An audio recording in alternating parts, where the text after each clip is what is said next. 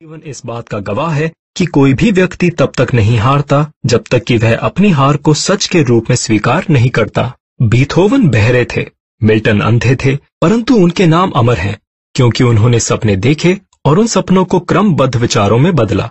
याद रखें, जीवन में अपने लक्ष्य को ऊंचा रखने के लिए, अमीरी और समृद्धि का लक्ष्य बनाने के लिए आपको गरीबी और दुख के लक्ष्य बनाने की तुलना में ज्यादा प्रयास नहीं करना है।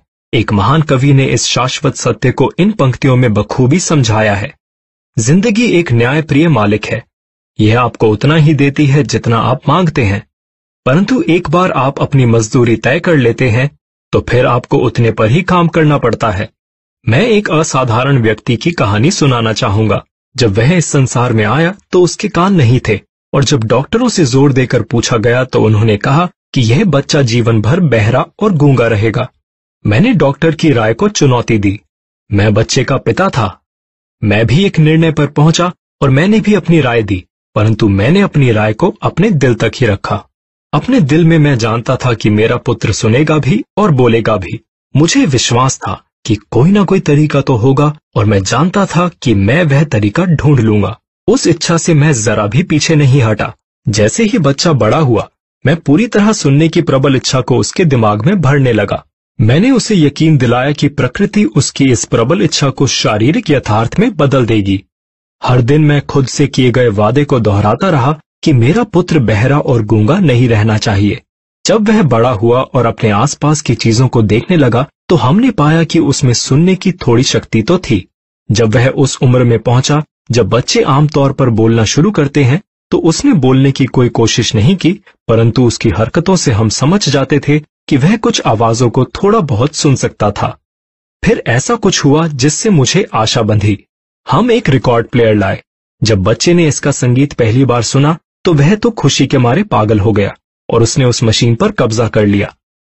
एक बार वह रिकॉर्ड प्लेयर के सामने खड़े होकर उसी रिकॉर्ड को 2 घंटे तक सुनता रहा और उसके दांत उस मशीन के किनारे पर जकड़े हुए थे।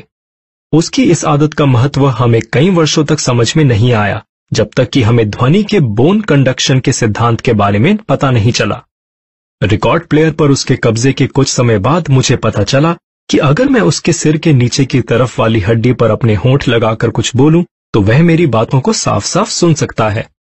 यह पता चलने के बाद कि वह मेरी आवाज को साफ सुन सकता है, मैंने तत्काल उसके मस्तिष्क में सुनने और बोलने की इच्छा को भरना शुरू कर दिया। मुझे जल्दी ही यह जानकारी मिली कि बच्चे को बेड टाइम कहानियों में मजा आता है, इसलिए मैंने ऐसी कहानियां लिखी जो उसे स्वावलंबन, कल्पना शक्ति और सुनने तथा सामान्य बनने की तीव्र इच्छा विकसित करने का संदेश दे सके। खास तौर पर मैंने एक कहानी पर जोर दिया जिसे मैं उसे बार बार नए और नाटकीय अंदाज में बदल बदल कर सुनाता रहा। मैं इस कहानी के द्वारा उसके मस्तिष्क में यह विचार बीज बोना चाहता था कि उसकी शारीरिक स्थिति दुर्भाग्य नहीं है, बल्कि एक छुपा हुआ बहुमूल्य सौभाग्य है। जब मैं पिछली बातें याद करता हूं तो मैं अब यह देख सकता हूं कि चूंकि मेरे पुत्र को मुझ पर विश्वास था, इसलिए उसे इतने चमत्कारी परिणाम मिले। उसने बिना सवाल पूछे मेरी हर बात मानी। मैंने उसके दिमाग में यह विचार बिठा दिया कि वह अपने बड़े भाई से ज्यादा लाभप्रद स्थिति में है और उसे कई तरीकों से लाभ मिलेगा।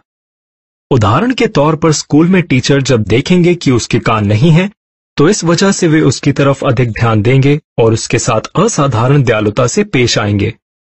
और सचमुच टीचर्स ने ऐसा ही किया।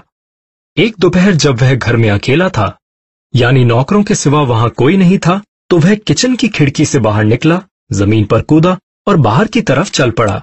उसने पड़ोस के जूते बनाने वाले से 6 सेंट की पूंजी उधार ली, अखबार खरीदने में इस पूंजी का निवेश किया, अखबार बेचे, फिर से निवेश किया और देर शाम तक वह इसी तरह बार बार निवेश करता।